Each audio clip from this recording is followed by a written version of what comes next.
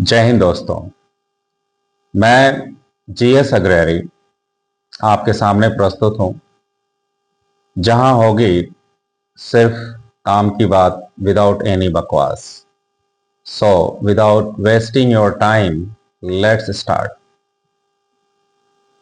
Thumbnail देख के आप समझ गए होंगे कि मैं किस बारे में बात करने जा रहा हूं। मैं एक बहुत ही सीरियस घटना के बारे में बात करने जा रहा हूं, जिसमें 20 लोगों की जान चली गई।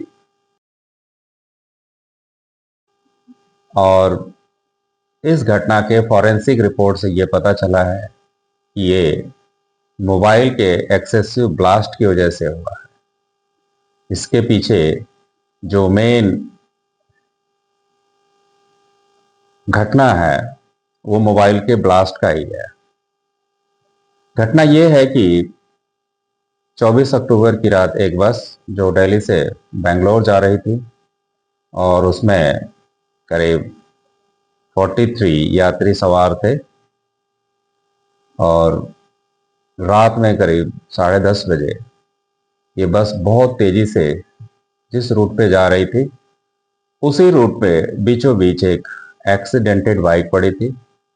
रात में ड्राइवर को ध्यान नहीं रहा और उसने बस को चढ़ा दिया उसके ऊपर, बाइक के ऊपर, और बाइक अंदर जाके कहीं फंस गई।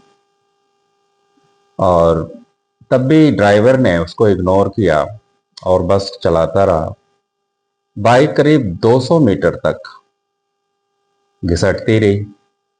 फ्रिक्शन की वजह से वहां पे आग पैदा हो गई, जिसकी वजह से बस के अगले हिस्से में आग लग गई और ये आग धीरे धीरे पूरे बस में बहुत तेजी से फैल गई। जब ये आग बस में फैल रही थी तो उसके अंदर ब्लास्ट हो रहे थे।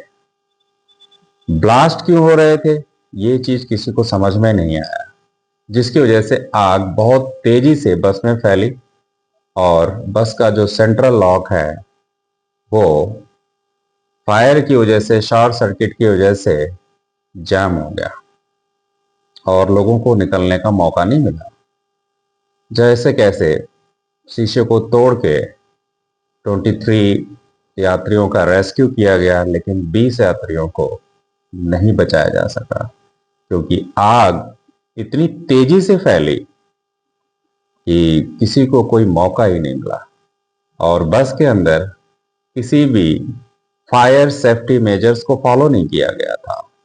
ना तो बस के अंदर कोई फायर एक्सटिंग्विशर था, ना बस में पीछे की सीटों पे कोई हैमर वगैरह नहीं था, हथौड़ा नहीं था जिसे तोड़ के यात्री शीशे से बाहर आ सके।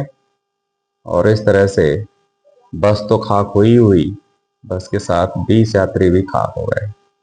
अब उनके डीएनए सैंपल उनसे कलेक्ट किया जा रहा है ताकि उनको पता लगाया जा सके, उनकी आइडेंटिटी को डिफाइन किया जा सके कि वो कौन थे।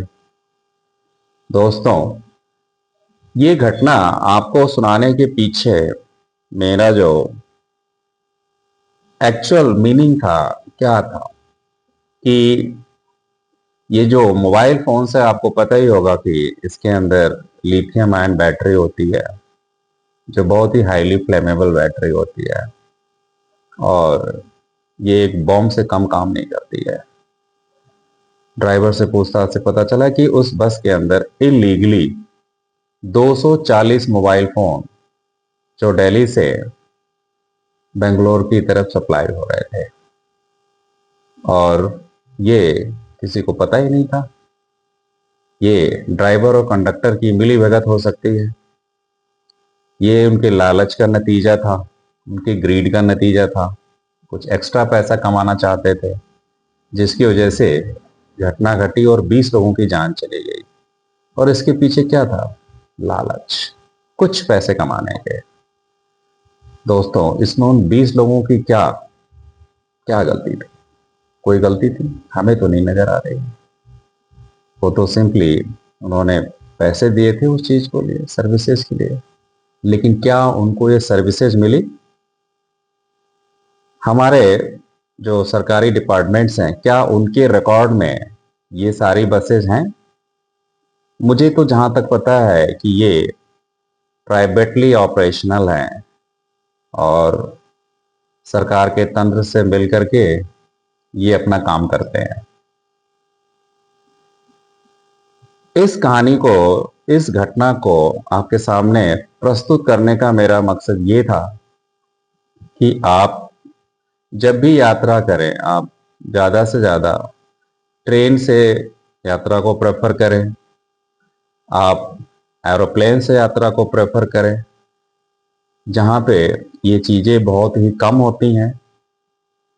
और अगर इस तरह के बस में ट्रेवल करते हैं तो कम से कम अपने साथ एक हथौड़ा जरूर रखें, जो इमरजेंसी में अगर कुछ ऐसा होता है या फायर ब्रेकआउट होता है तो आप अपने आप को सेव कर सको। दोस्तों, आप मुझे ये बताना, कमेंट में जरूर लिखना कि आपने इस घटना से क्या सीखा, और अगर आप ट्रेवल करते हो फर्दर तो आप किस तरह के यात्रा को प्रेफर करोगे।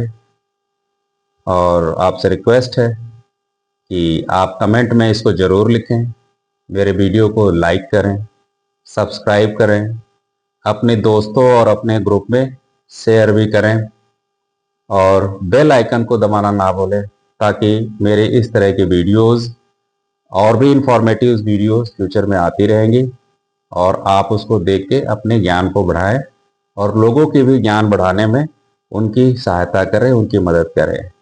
अंत में जय हिंद दोस्तों।